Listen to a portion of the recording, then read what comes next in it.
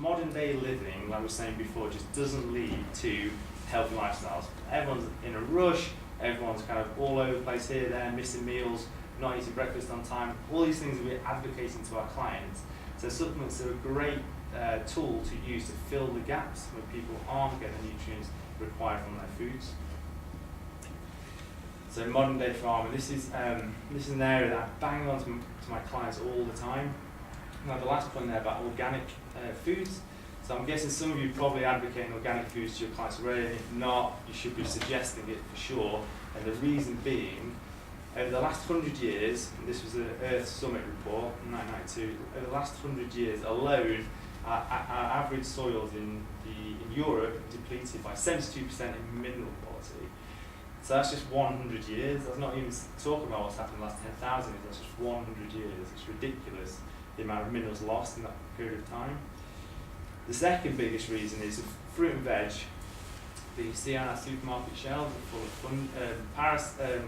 pesticides, herbicides, fungicides, and they're not just sprayed a couple of times, they're sprayed like 15, 20 times before they're picked and then put on supermarket shelves. So they're just a concoction of chemicals just wrapped around those fruits.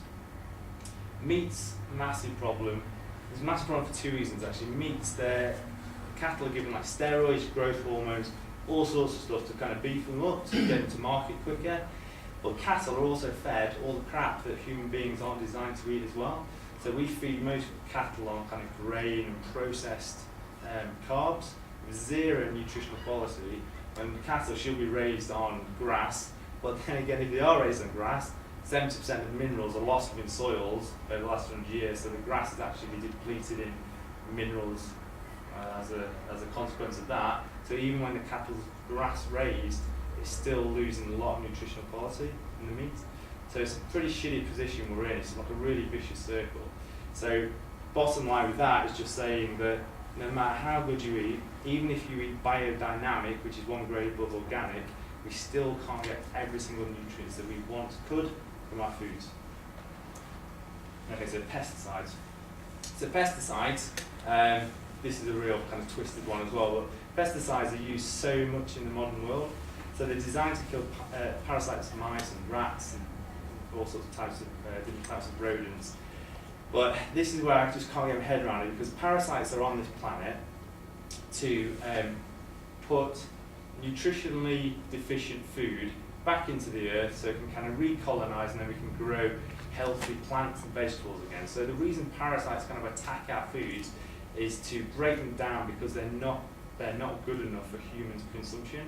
So basically what human beings do is grow crappy crops, and then parasites kind of all get onto these crops, and then we kill the parasites because we want to eat these crops, but the crops are deficient in minerals and vitamins, which is the reason why the parasites are on the food in the first place. So it's such like a twisted way that we do stuff. So not only is that like incredibly like, I can't get my head around it, it also massively kills the microorganisms in the soils. So the microorganisms in the soil are essential to put the micronutrients in the foods. So parasites will kill and destroy the tiny little bits of minerals that are left. They'll destroy all of those, and they'll be kind of they'll just be dead soils basically, and the plant source and the vegetable source is then completely devoid of nutrients. So anything you're eating that's not organic is virtually a dead food or a toxic food. It's a pretty shitty state of affairs that we're in. Alright, so another massive problem with commercial farming is it's harvested too early. So how many of you kind of seen green bananas like on the supermarket shelves? Everything's not right when it's on the supermarket shelves. So when you see a green banana on the shelf, what's happened is it's been picked way early. So we're going to cold storage in a minute, but when it's picked early, it's removed from its nutritional source. So the banana will get all its nutrients and grow into this really healthy, nutritionally packed, nutritionally dense food when it's attached to its source, its root source and its trunk source and so on. But it's not, it's picked so early that it doesn't allow for all when you eat proteins. So when you eat protein, the glycogen is kind of released and it smashes through your fat metabolism and gets everything kick-started and wrapped up. Now, your average client, guaranteed, will not eat their first true bit of protein until their evening meal. So they're losing out on like hours and hours and hours and hours of potential if all they're eating is their meat and 2 veg of an evening. The average kind of human being will eat cereal, toast for lunch, might eat a cheese sandwich for breakfast, a cheese sandwich for lunch, and then they'll have the meat and 2 veg if you're lucky for dinner. So they're missing out massively there. So another reason why protein should start the day is insulin. If you've read the Prime Blueprint as well, they're a big believer in this, and all the research I've done as well supports that if you can balance your insulin levels when you're working with clients, that is the key to weight loss.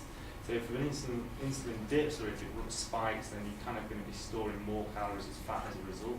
So when you eat protein, it actually lowers the glycemic index of carbohydrates, proteins and fats, so you can balance your insulin levels a lot more efficiently.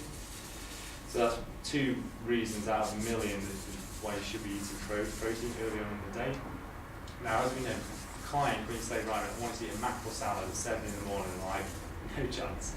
So, like, getting in some sort of protein supplement, a protein shake, I was saying before, it's not the most ideal way. I would much rather eat natural foods, but in reality, most people, definitely 7 days a week, find it very difficult to eat protein every morning. If you guys here know your clients either eat on the run, or they're stressed out all the time at lunch, etc., etc. So, mass majority of people, so they're eating in a fight-flight response. So they're in that fight-flight response where their blood is sent to their muscles and they're ready to fight, they're ready to leg it because the tiger's coming, but they actually don't do that, do they? They kind of sit there, they eat the food, and then they're back on the computer. So what they're doing is taking all the blood and everything you need from the digestive system, and it's inhibiting our ability to digest foods significantly. So indigestion and poor digestion is really prevalent in the modern world. That last point there about HCl, very, very few of my clients have enough HCl in their body. So typical signs are if you try and up their protein consumption and they start getting flatulent, so they get problems with indigestion and so on. Mass majority of people do. It's not because they're eating the wrong things, which you clients think they're doing. It's because they simply haven't got the right levels of HCl in their body because of the years of abuse through processing of foods, and also they just haven't been exposing their bodies and exposing their clients' bodies to protein sources through their entire lives, so their bodies never had a reason to produce HCl, salivary enzymes, etc., etc. Okay, this is an interesting one. How many of your clients take medications? Take just normal stuff like aspirin when you get a headache, or you take antibiotics, etc. It's so common, but it's really, really significant what happens when they do take these drugs. So aspirin triples your vitamin C excretion. Paracetamol reduces your antioxidant glutathione, is it? Glutathione. Levels in the liver. Many antidepressants deplete vitamin Bs, and antioxidant CoQ10. Statins, low cholesterol, do the same. They reduce and destroy CoQ10, which is a really important antioxidant for kind of brain function and so on. And then antibiotics is one of the most commonly used meds, and it completely wipes your intestines of friendly bacteria. So when clients are on these meds and they take them so freely, it's like, oh, I'm going to the doctors for some antibiotics. It's so bad, it kind of really, really depletes the body of all types of nutrients. So when you know your client's saying taking a course of antibiotics, it's so important to encourage them to try and stop as soon as they can, or whenever the doctor told them to, and get them on a bifidobacillus, get them on a good supplement. The bifidobacillus, actually, should I touch on this now, about the bifidobacillus? Yeah. The bifidobacillus in Nature Sunshine is one of the best in the world. It's coated, red coated, and what that means is when you take it on board, it doesn't get broken down in your stomach acid like all this Actimel stuff does. It goes through your intestines and it's broken down slowly as it moves through your intestines. And it's the reason that is because of that coating on the capsule. Very, very few. How many of you had clients who've been on antibiotics and then a month or two later they've been on antibiotics again? Yeah. Either for the same thing or a different thing. I had a client that came to me and she'd had like 5 or 6 courses of antibiotics within about an 8-month period, just continuous. And that's because not at one stage they say you need to replenish your friendly bacteria afterwards. When we do that, then our immune system stays a lot stronger. We digest and absorb food a lot better as well. So if you want to help your clients just get them on a course of the bifidobacter straight after they've been on antibiotics. I mean, you know, there's a place for antibiotics, of course. So.